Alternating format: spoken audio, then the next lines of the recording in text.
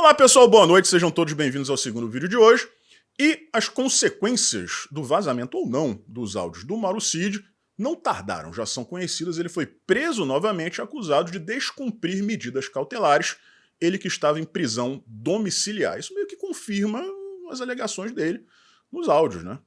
A gente vai conversar sobre isso em detalhes daqui a pouquinho, mas antes vamos começar a preparar o terreno aqui, tá? Porque, na minha opinião, o ponto de inflexão é inevitável.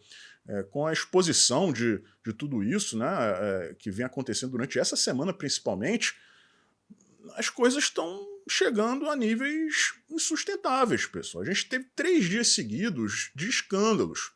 Nós tivemos a Folha denunciando a questão dos móveis, que o governo alegou que tinham desaparecido, né? Inclusive acusaram o Jair Bolsonaro e a dona Michele de terem usurpado esse mobiliário. E uma denúncia da Folha, né, mostrou que os móveis foram encontrados, entre aspas, né, desde setembro. E se não fosse essa matéria da Folha, a gente nunca ficaria sabendo disso. No dia seguinte vem o Estadão e denuncia a questão dos documentos colocados em sigilo de 100 anos. O Lula que usou bastante isso durante a campanha eleitoral, né? Provavelmente a gente também não saberia disso se não fosse o Estadão. E aí, para completar, né, para pedir música, vem a Veja e expõe esses áudios do Mauro Cid. Se não dá para dizer com toda certeza não que esses órgãos de imprensa estão do lado da direita agora, pelo menos a gente está vendo eles agirem para dois... Existem setores diferentes dentro de cada um desses órgãos de imprensa, né? E isso é bom, porque... pelo menos nós temos o contraponto agora, né? Na minha opinião, quem continua amarrado ali, né, preso na pedra, para não morrer afogado, e vai continuar assim até o fim dos tempos, são a CNN e a Globo, né? As outras já estão diversificando ali um pouco o discurso. Mas é aquilo, pessoal, tudo que acontece em favor da direita, o contra-ataque vem muito rápido, né? Como foi a própria prisão do Cid, que a gente vai discutir daqui a pouco. Então, a gente precisa compreender que se, porventura, a gente vencer essa guerra, vai ser às custas de muito sacrifício e de muito sangue no sentido figurado, claro, né? Vejam aí o que já estão preparando, né? Primeiro, o Pazuello virou réu no STF por conta de mortes em Manaus durante a pandemia. Isso aí foi discutido exaustivamente na época, né? O Pazuello não teve culpa de absolutamente nada, né? Você não pode culpar um cara que assumiu o Ministério da Saúde ali no calor do momento, no meio de uma pandemia, né? Por conta de deficiências do sistema de saúde do estado do Amazonas, que por sua vez foram causadas por anos e anos de corrupção.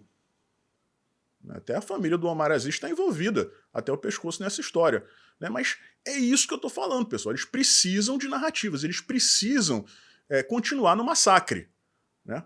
E é o que eu estou dizendo, eu venho defendendo isso. Tá? Vai chegar o momento do ponto de inflexão.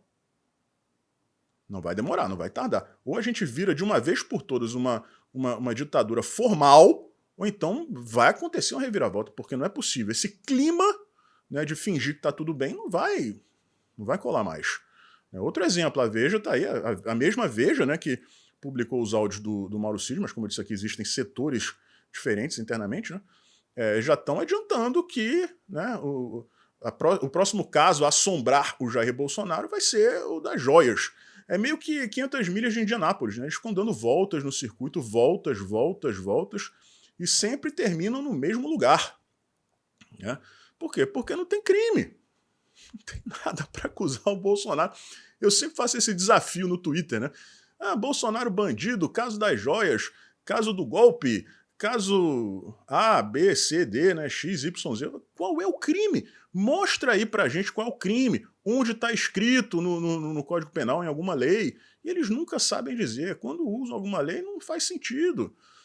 Mas é isso, é um massacre através de narrativas. E agora eles vão voltar com força total para o caso das joias. Não interessa se na lei vigente diz lá de maneira muito clara que se o objeto é personalíssimo, né, se ele foi produzido especificamente para a pessoa que recebeu o presente, ela pode ficar com com esse item, né? Foi exatamente o caso. O príncipe saudita confirmou, a gente fez um negócio aqui para o presidente e para a primeira-dama. Isso aqui não existiria, né, se não fosse o Bolsonaro e a dona Michele. Nós fizemos isso aqui para eles. Aí a lei diz que tudo bem, não tem problema. Né? Apesar disso, né, como disse o Mauro Cid, a lei é quem? A lei é quem? Eu vou ler aqui para vocês agora, pessoal, uma postagem no Twitter da Globo News. Tá? E eu já mostrei no primeiro vídeo de hoje aquela tuitada da Daniela Lima, que foi uma tremenda atrapalhada, né? Praticamente uma confissão. Ela dizendo que a delação do Mauro Cid era apenas a cereja de um bolo que já estava pronto e confeitado. É a mesma coisa que o Cid fala nos áudios. A cama tá feita já. A narrativa tá pronta. E aí, pessoal, depois disso aí, a Daniela Lima e outras pessoas da imprensa, repetindo sempre assim com mais insistência, CNN, Globo News, essas pessoas ficaram muito exaltadas, né? E aí o que você tem que fazer? Você tem que dar o boost naquilo ali, né? Combustível. Tem que falar mais. E essas pessoas não têm compromisso com a verdade. A Daniela Lima disse naquele tweet que tinha provas, tinha um monte de documentos e tal, nós vamos apresentar isso no Conexão. Não apresentou nada. Absolutamente nada. A única coisa que ela disse foi que tinha essas provas, não tinha, aliás, que a Polícia Federal tem essas provas que são muito contundentes, e quem disse isso para elas foram fontes da mais alta hierarquia da Polícia Federal e são super, hiper, mega confiáveis. Né? Fonte fantasma, você nunca sabe quem é. Deve ser a mesma fonte que disse para ela que o Carluxo tinha um laptop da ABIN. Né? Vamos ver aí essa postagem da Globo News. Daniela Lima. Ninguém acusa a PF e o STF de crime impunemente. A declaração é de um integrante da cúpula da PF e adianta o clima hostil que Mauro Cid vai enfrentar nesta sexta-feira. Ele que foi interrogado, mais uma vez, que acabou precedendo a prisão dele, né? Quando será ouvido para explicar as declarações que deu, segundo a revista Veja, a um amigo, atacando a PF e o ministro Alexandre de Moraes. Vocês percebem aí que o problema é acusar o STF e a Polícia Federal. Quem está falando isso é a Daniela Lima e as supostas fontes dela. Mas como assim? Quer dizer que você acusar que é o problema? E se as acusações forem verdadeiras? Quer dizer que você não pode nem acusar, mesmo que você tenha provas, você vai lá, acusa de algo realmente que aconteceu e você não vai ficar impune por isso? Para mim, características claras de uma ditadura, de uma tirania. E ela disse ali, ó, o clima hostil está aqui aguardando o Mauro Cid. Né? Aí, pessoal, ele foi preso, a alegação é de descumprimento de medidas cautelares. Né? Mas quais foram as medidas cautelares que ele descumpriu? Existe algum risco de fuga? Não, ele está em casa com a tornozeleira eletrônica. Existe algum risco dele atrapalhar as investigações? Mas como assim? Se não foi ele que divulgou os áudios, como ele estaria atrapalhando alguma coisa? Ele não teria culpa? Aí no final tá lá a revista Veja dizendo que os áudios foram enviados para um amigo. Só que a especulação é de que a tal medida cautelar que ele teria descumprido teria sido mandar estes áudios para um outro investigado, já que eles não podem conversar entre si, né, não podem se falar. Mas peraí, não era um amigo? É um amigo que também é investigado? Não parece, né? Porque não parece que o Mauro Cid está falando ali com alguém que está no meio dessa coisa toda. Aí já vem gente dizendo, isso aí foi o Bolsonaro que deixou vazar. Mas como assim, gente? Tem um áudio dele reclamando do Bolsonaro. Então foi o Braga Neto, foi o Augusto. Como assim tem um áudio dele reclamando do Braga Neto, do Augusto Heleno, né, dos generais 4 estrelas? Então é tudo muito nebuloso, é tudo muito escuro, é tudo muito, borrado. E aí você acaba dando razão ao áudio do Mauro Cid. Né? O que ele diz? que a lei é o Alexandre de Moraes, que ele manda prender e manda soltar na hora que ele quiser, independente de posicionamento do Ministério Público ou de qualquer outra coisa. E aparentemente foi isso que aconteceu, porque a gente não sabe qual foi a medida cautelar que ele teria descumprido. Não existe transparência, né? Então, aparentemente foi a vontade do juiz que definiu, né? Que decidiu pela prisão novamente do Mauro Cid. O que mais me assusta nessa história toda, pessoal, é ver que a imprensa, né, muitos jornalistas que chamam o regime militar de ditadura, esses jornalistas batem palmas para o que está acontecendo agora. Você fica naquela dúvida, né?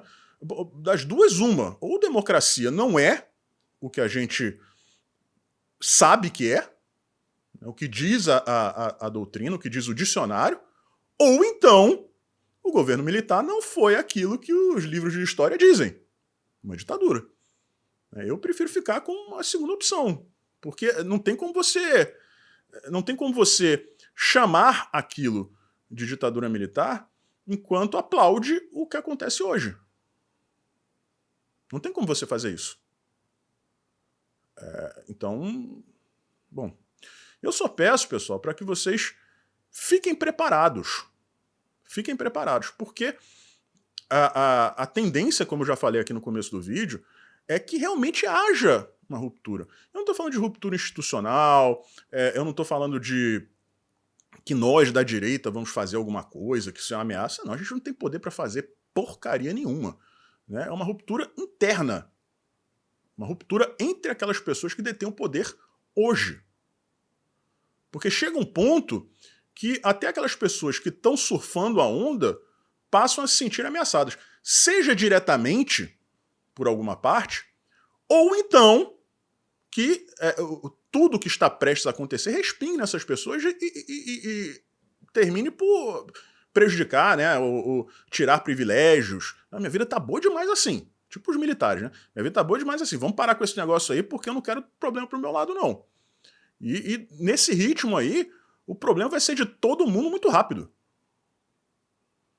E falando nos militares, mais uma vergonha você vê um tenente-coronel promissor, como era o Mauro Cid, né, sendo submetido a tudo isso, né, e os militares não dão um pio.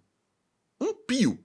Todos de bico calado, enxergando, né, um deles passar por tudo isso. Tá, gente? Bom, eu sinceramente gostaria de falar muito mais, só que infelizmente a gente sabe que não é assim que as coisas funcionam, então eu vou parar por aqui, né, e amanhã a gente traz mais novidades. Espero que o Mauro Cid tenha fé e tenha força, né, para superar isso aí, e que o advogado dele tenha um mínimo de hombridade, né, e de competência e exija as gravações da delação. É isso que ele tem que fazer agora, exigir as gravações e divulgá-las em sua totalidade. Um forte abraço e a gente se vê por aí.